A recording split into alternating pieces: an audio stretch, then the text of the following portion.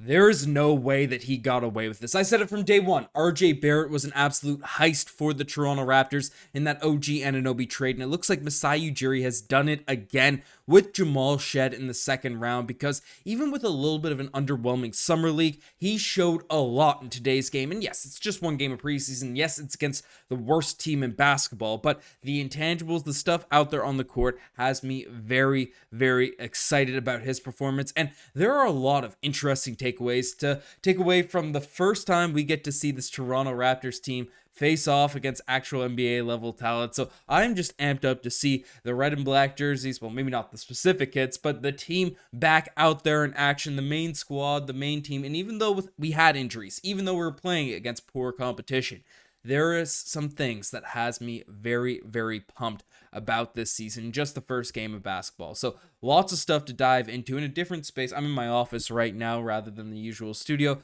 Got hit on the head in a basketball game before this game actually happened. So, I tried sitting in front of the studio lights. It wasn't happening tonight, but it did not stop me from watching this Raptors game and getting absolutely amped up. And, it's been talked about a ton.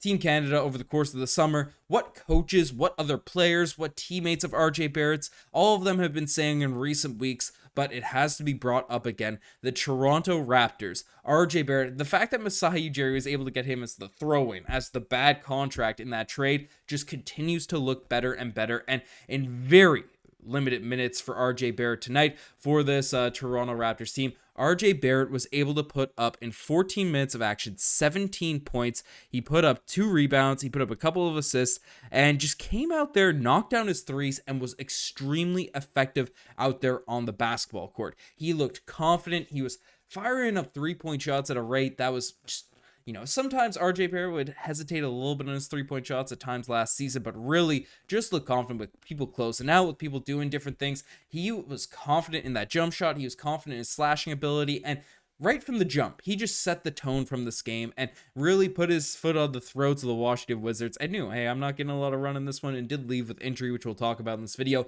but said, hey, I know I'm not getting my regular 35, 36, 37 minutes. I have to do all my work early, and he certainly impacted the game, really took over this one straight from the jump. So that was a major positive to see, because again, the Raptors have invested a lot in RJ Barrett in terms of what he's going to be able to provide for the team, but there was a concerning moment because he did leave the game early, not just because it's preseason and stuff, but with a shoulder issue. But it was reported by Kayla Gray that RJ Barrett's done for the night after leaving the first half with a right shoulder contusion. So again, right shoulder contusion, it's another word for bruise. Hopeful this isn't something that plagues him into the season, or something that takes him out of his the rhythm that he has been in over the course of the summer and leading into training camp and all that type of stuff. So hopefully RJ Barrett's fine. We'll see what the actual reports and stuff say in a later date, but contusion is a nice word to hear when you talk about injuries and people leaving, but obviously we'd rather our players be healthy. But still, lots of positive takeaways from RJ Barrett in this game. But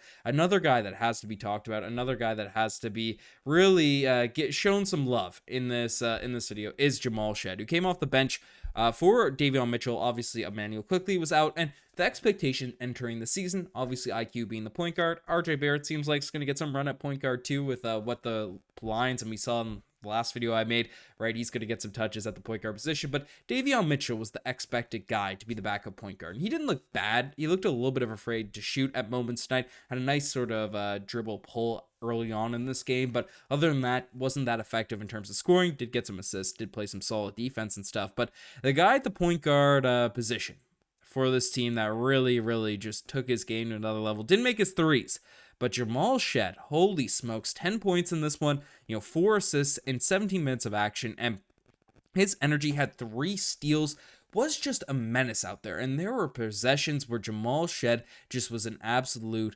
menace out there on the defensive end. He was hounding defenders, he was getting into passing lanes, and this is as advertised. He was the defensive player of the year out there in college, and yes, the jump shot, you want to see more of those go in, but the way he commanded the offense, just as a point guard, right? Having that control, having that leadership, despite being, the 45th pick in this year's NBA draft, He looked ready to go coming out there for this Toronto Raptors team, and, didn't get any stage fright. Playing for the big team, there's a lot of expectations. Hey, maybe he's going to be a G Leaguer for a bit. We'll see what ends up happening. But this dude just had the confidence. He had that sort of leader presence. The same way, again, we're not comparing him right after one game of preseason against the Washington Wizards to a Kyle Lowry, but the same sort of vibes you're getting at the point guard position, you're getting from Jamal Shead. And maybe it's because he's a stockier point guard that, is coveted with not a lot of expectations. The paths, the career trajectories could be similar, but I don't want to put all that, the greatest Raptor of all time onto Jamal Shead or early on, but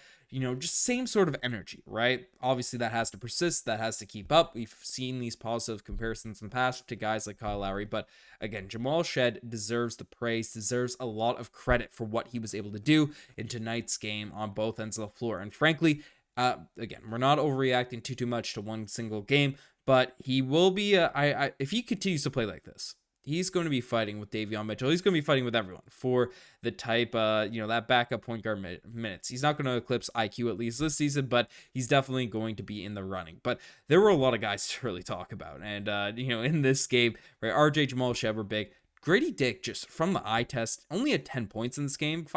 Actually, it's a pretty solid stat line. Didn't even realize what the stat line was.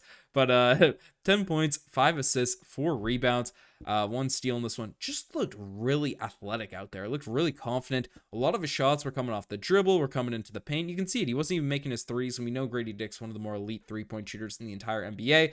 But Grady Dick came out there and was just on it. He looked a different level of swagger, a different level of confidence. Maybe it's the Barstool podcast he was on. He's coming out pretty hyped, pretty energetic, but I don't know. He's taking shots off the dribble. He made some drives, a really nice kind of left-handed hook shot, kind of looking good thing there. But the fact that Grady Dick, because we know the three-point shot's going to be there. Like any good shooter, you have good nights, you have bad nights. It's kind of how it goes.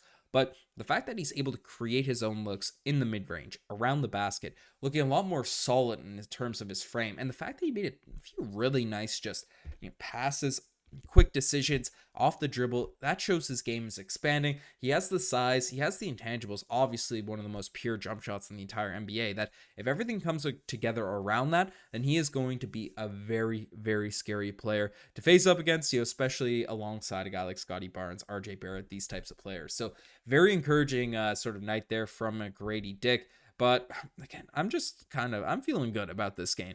Poeltl came out, did his thing out there at the center position. I'm sticking with the positives here. Kelly Olynyk hit a couple threes, which is good to see. Chris Boucher, this is the guy, my brain, and I wanted to talk about him earlier in this video, but Boucher got some run early the first. Again, these rotations are a bunch of people injured, and it's preseason, so they're all out of whack anyways. But Boucher got some run early in this one, got some opportunities, and look confident, just going out there. It says he made 3 threes in this one. I was reading the free throws, but he knocked down a few 3-point shots, was driving the lanes, looked mobile in the defensive end, had a block in this one, just had 13 points, came out, got some boards in this game, and I don't know, it's just good to see Chris Boucher get some opportunities. I discussed in a recent video, I want him to get an opportunity, regardless of what you think about the tank, losing, winning seasons, giving opportunities to people. Boucher is a good enough basketball player to... Not a good enough basketball player. The dude is that, he's not a guy that's bad enough to be buried on the deep edge. You just can't let that happen. So nice to see Chris Boucher out there. I think he's going to have a big impact on this team going into the season. But to run through some of the other players, Boucher looked really well. Battle knocked down some threes. That jump shot is just pure and silky. Got a lot of fouls out there for Chobche and Fernando, which I found a little bit interesting. Carlson didn't put up the craziest of stats, but I wouldn't be shocked if he's a guy that sneaks in the rotation for certain games during the course of this season. But yeah, off the bench as well. DJ Carton looked pretty solid too. He's a guy that really impressed me last year before he went down with injury. Again, we had a lot of guys in the deep end in the second half of last year getting some run, but in limited opportunities, DJ Carton's a guy I like the fact that we have him on the roster. Jamias Ramsey knocked down some shots too, which is a big positive, hustling out there in the defensive end. Did outplay Fernando in this one, in my opinion, so maybe there is more of a roster discussion. Tougher decision for Masai Ujiri to really make in this game. Ochai Agbaji, again, 4-7 from the field, 1-3 from the 3-point line. Played some solid defense and stuff, but again, if he's going to be a rotation piece for this team, you want to see a little bit more out of him. But the guy that probably is the most intriguing, was in the starting lineup in this game, is obviously Jonathan Mobo, who 1 of 5 from the field and 2 points. A lot of people are going to look at that and just be like, oh, he's desperate. He's hopeless. He missed a few of his shots. He looks scared out there shooting. Yes, that is all true. And for the 30th pick, when the 45th pick looked as good as Jamal Shead did in this game, it's fair enough to criticize or whatever this. But a couple things really impressed me about Mobo in this one, and his dribbling ability. We saw in the highlights in college, but the NBA level is a very different sort of beast and animal. He looked very confident handling the basketball, doing different things out there on the court, and you can see it out there in the stat line. 5 rebounds and 5 assists, 1 steal and 1 block. Mobo is not brought into this team to be, one of those, I was about to say LeBron, just some elite scorer for this squad.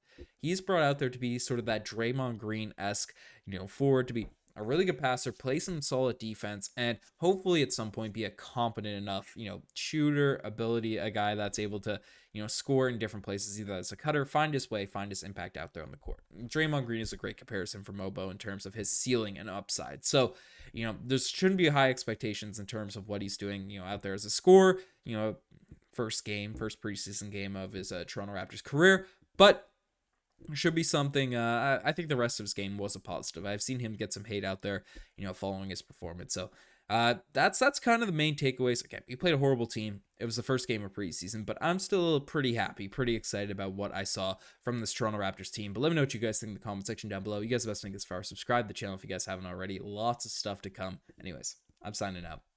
Cheers.